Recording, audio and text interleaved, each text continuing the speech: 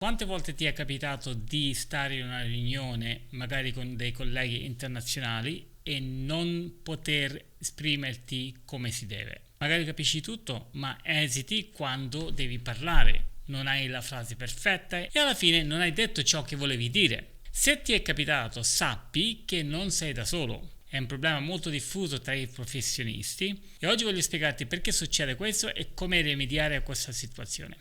Ciao, sono Robert, insegno inglese da circa 20 anni, sono insegnante di Cambridge, esaminatore e collaboro con Cambridge per i testi di inglese che loro pubblicano. Ok, partiamo dalla base. Molti italiani hanno una buona base, grammatica, lessico, eccetera, ma quando si tratta di parlare in pubblico o davanti a colleghi stranieri scatta la paura. Questo comporta un silenzio, cioè non voglio sbagliare, se non sono 100% sicuro non parlo. E intanto il discorso va avanti. Nel frattempo colleghi tedeschi, olandesi, scandinavi intervengono subito con un inglese magari imperfetto ma efficace e indovina, vengono ascoltati. In contesto di business internazionale il silenzio non viene interpretato come umiltà ma come mancanza di preparazione o coinvolgimento e questo costa caro. Potresti perdere delle opportunità, minore credibilità professionale e puoi anche perdere delle promozioni che vanno agli altri colleghi che magari parlano meglio di te. La Harvard Business Review del 2012 ha dimostrato che nelle posizioni di leadership la comunicazione pesa più delle competenze tecniche. Tradotto, puoi essere ingegnere o manager più preparato del team, ma se non riesci a farti sentire in inglese, sarai sempre un passo indietro. Secondo un altro studio di Gert Hofstede, che si chiama Cultural Dimensions Theory, l'Italia è uno dei paesi con alta avversione all'incertezza. Significa che tendiamo ad evitare il rischio, anche quello linguistico. Meglio stare zitti che rischiare di sbagliare. Al contrario, i paesi del nord Europa hanno una bassa avversione all'incertezza, accettano l'errore come parte della comunicazione, risultato, parlano, si fanno capire e passano per competenti. Ecco perché in un meeting italiano appare sempre più silenzioso e quindi meno influente. Ci sono dei esempi degli italiani che sono veramente bravi, per esempio Francesca Albanese delle Nazioni Unite. Qual è la psicologia della lingua? Stephen Krashen dell'University of South Carolina dice nella sua Effective Filter Hypothesis che stress e paura blocca l'inglese che già conosci. Immagina di avere tutte le parole in testa. Magari ti sei preparato benissimo. Come dietro un vetro ci sono, ma non riesci a tirarle fuori. Questo spiega perché in situazioni di stress anche un professionista con 10 anni di studio di inglese può bloccarsi davanti a una domanda semplice, perché diventa un discorso emozionale. Albert Bandura di Stanford, con la sua teoria di self-efficacy, ha provato che non conta solo quanto sai, ma quanto credi di poterlo usare. Nei suoi esperimenti che sviluppa fiducia nella propria capacità di agire, otteneva risultati migliori anche con meno competenze reali. Applicato al business, un manager italiano con livello C1 ma poca fiducia parlerà meno di un olandese con livello B1 ma con convinzione. E il risultato? Olandese verrà percepito come più competente. In un altro studio, Amy Cuddy della Harvard ha condotto degli esperimenti pubblicati su Psychological Science 2010, ha mostrato che adottare power poses per 2 minuti aumenta la sicurezza percepita e la disponibilità a parlare in pubblico. Il suo TED Talk del 2010, con 60 milioni di visualizzazioni, dimostra un punto fondamentale. La fiducia proiettata conta più della precisione linguistica, compreso il linguaggio del corpo. Tradotto, puoi fare qualche errore in inglese, anche di più, ma se parli con una postura aperta, voce chiara e senza esitazione, sarai percepito come un leader. Come uscire da questo blocco quindi? Ecco alcune strategie che puoi applicare già da ora. Micro practice, allenati con delle frasi di apertura semplici come I'd like to add something o in my opinion o this is what I think.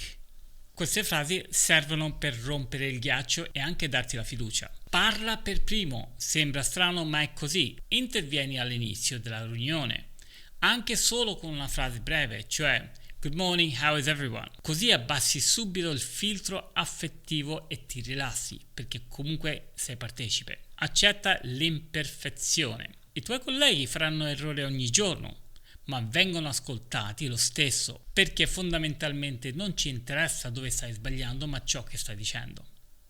Ricorda, Bandura, la fiducia pesa più della grammatica. Mindset della crescita. La psicologa Carol Dweck del Stanford ha dimostrato che chi vede gli errori come opportunità di apprendimento cresce più velocemente. Ogni volta che parli male ma parli, sei già un passo avanti. Quindi la verità è questa: il tuo inglese è sufficiente, non è la grammatica a fermarti, ma la paura del giudizio. Ogni volta che resti in silenzio, regali spazio e opportunità ai tuoi colleghi stranieri, oppure dimostri un lato insicuro di te stesso. In un mondo globale non vince chi parla perfettamente, vince chi parla con sicurezza.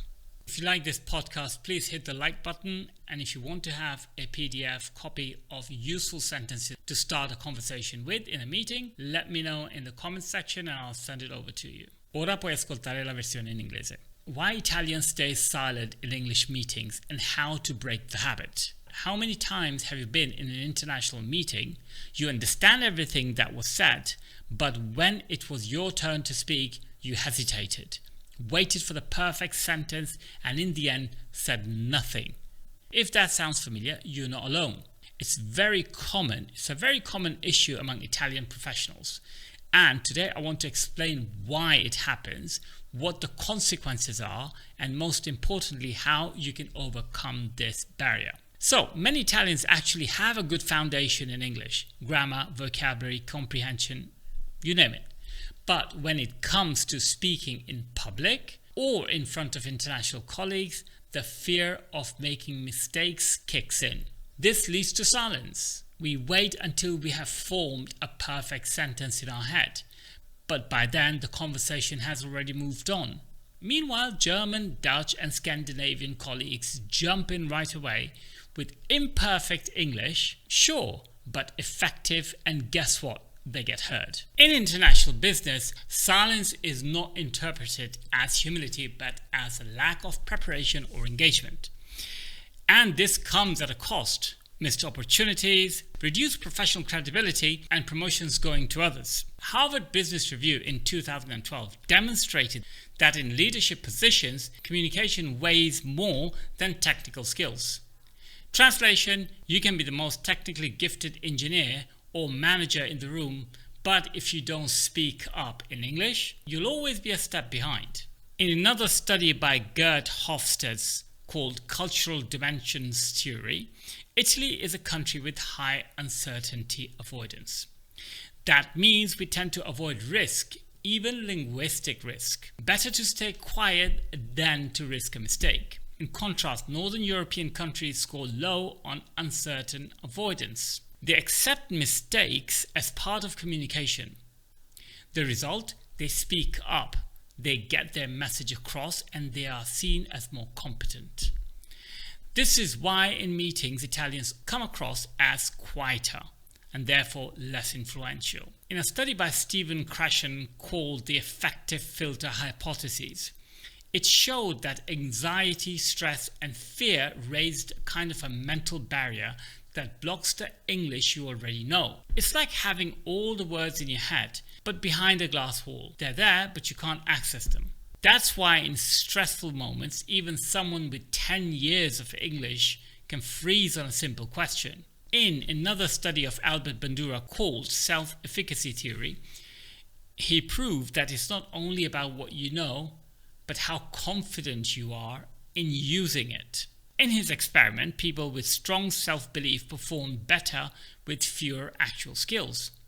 Applied to business, an Italian manager with C1 English but low confidence will speak less than a Dutch colleague with B1 English but with high self-belief.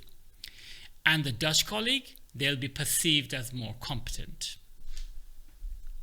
In another study by Amy Cuddy, together with Danny Carney and Andy Yap, called Psychological Sciences, showed that adopting power poses for just 2 minutes boosts perceived confidence and willingness to speak up. Her TED Talk in 2012, with over 60 million views, reinforces a key point. Projected confidence matters more than linguistic perfection. Translated, you can make grammar mistakes, but if you speak with an open posture, clear voice, and no hesitation, you'll be seen as a leader. Here are 3 strategies that you can use right now and improve. Number 1, micro practice. Rehearse simple opening phrases like, "I'd like to add something," or "in my opinion," or "this is what I think." They break the ice and give you a safe entry point. Speak first. Jump in early in the meeting, even with just a short comment. This lowers the affective filter and helps you relax. Embrace perfection. Your colleagues make mistakes every day, and yet they're heard. Remember Badura, confidence weighs more than grammar. Adopt a growing mindset. Psychologist Carol Dweck in Stanford showed that those who see mistakes as opportunities grow faster. Every time you speak imperfectly, but speak, you are heard. So, the truth is, your English is probably already good enough. It's not grammar holding you back, but it's the fear of judgment. Every time you stay silent, you're giving away space and opportunities to your international colleagues. In today's global world, it is not the perfect English that wins, it is the most confident one. So next time you're in a meeting, remember, better imperfect English with presence than perfect silence. If you like this podcast, please hit the like button, and if you want to have a PDF copy of useful sentences to start a conversation with in a meeting, let me know in the comments section and I'll send it over to you.